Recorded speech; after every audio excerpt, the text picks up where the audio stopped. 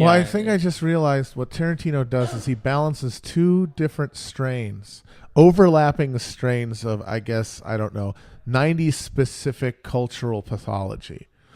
And he emulsifies them in a perfect balance, and basically all of the other movies, to some degree or another, miss the balance and go either one direction or the other with these pathologies. One of them is what we were talking about earlier, that sort of proto-nihilistic response to 90s false utopia.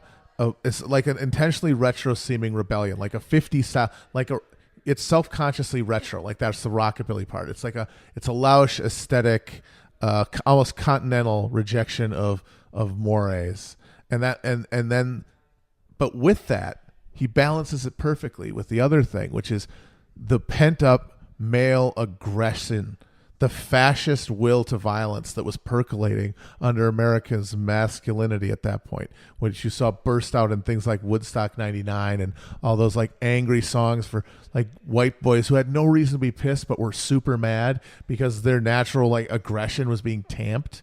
And that all like that ended up being this huge backed up gland that got expressed on 9/11 and just shot violence all over the world because of that pent up thing. And the 90s is about pent up male aggression, global cum shot. And so Tarantino's movies balance those two pathological strains of 90s culture in a perfect way. And the movies that don't work are either are one too much or one or the other. And then then there are some that are only one. And so on the one hand, you have a movie that's almost basically just that part of Tarantino, the louche, rebellious stuff, the retro stuff. If it was just that, it would be Love in a 45. And if you took the fascist will to violence, the male domination power fantasy that also powers him, that would be Boondock Saints. That movie is just pure, the worst rancid masculine violence of it turned into its own movie. Just like Love in a 45 is the other one. And then they're all somewhere on this scale. And then the ones in the middle where they meet and are perfectly aligned, like an eclipse, those are the actual Tarantino movies. Right. Yeah. And it provides like a good balance without being kind of too much one thing or too much of the other. I hadn't seen Boondock Saints until fairly recently. And even that, because I know it was, hyped up. There's like that documentary about the Overnight. That's a great movie. Oh my God. Can I just point out that Troy Duffy is an asshole, even by the standards of Amazing. people from Boston. There's a scene in that movie where after he's kind of gotten put through the ringer and they're burying Boondock Saints and he might never get to be able to direct another movie, he goes to, I think, the Boston College or something film department to do a little seminar with a bunch of aspiring filmmakers. Mm-hmm. And he just says to them outright, give up. You will never succeed. You need to get out of this while you still can. You're going to waste your lives. To be fair, I wish I'd heard that at UCLA Film School. Yeah, you had to find out the hard way. Yeah, it's amazing. It's a great movie. That is, I would wholeheartedly recommend Overnight, like without question. Yeah. I would not recommend Boondock Saints. Boondock Saints is punishing.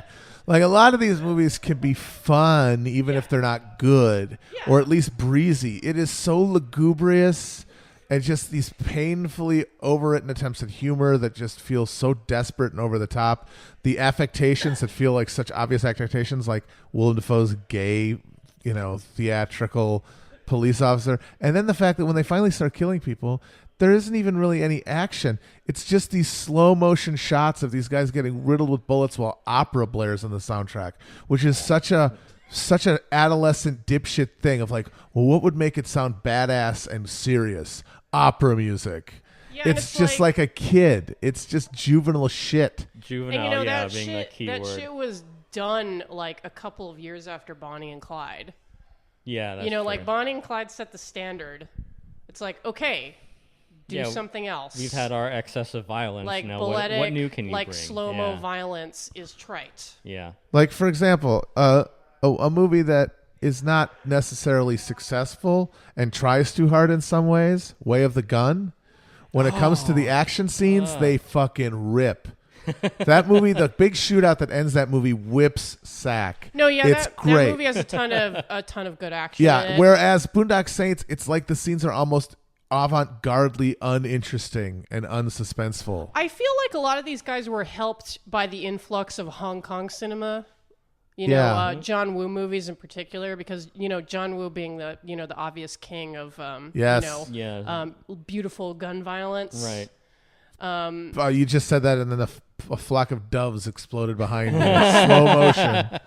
And it's funny because like a lot of these these 90s like kind of like violent heist or criminal movies, and it's like whatever, jerk off motion. Yeah. I fucking love John Woo movies. I love Hong Kong movies about like triad. Oh yeah, I shit. absorbed that shit. I fucking watched Hard Boiled, fucking The Killer, Better Tomorrow. I watched all that shit.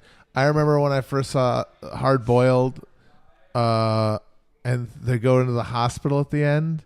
Yeah. And they're just like, that one guy just machine guns a room full of old people and people in wheelchairs and pregnant women.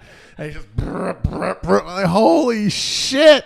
Doesn't a baby pee out a little fire in that? Yes. Yeah. Okay. Cool. That was I saw that first as a double feature. It was Hard Boiled and The Killer. Yeah. They never really got it. They never really got him in Hollywood. They never really made it work. No, they even tried to import Chow Yun-fat, and they failed him. Face Off is the closest he got, and I still think it's mostly a failure, even though it's very entertaining. Yeah. People love that movie, but I have to confess, I just thought it was dumb. Well, it is incredibly stupid. It's it's mind-numbingly stupid. Yeah. It's just a hair's breadth away from The Rock, I feel. But it was an early indicator of the kind of gifts that Nicolas Cage would give us as an actor. Yes, when he's like touching the ass wearing his priest's costume. But anyway, kind of circling back to our, we can call it like our trio of choices. Yeah. Boondock Saints, Killing Zoe, and 11 to 45. Right.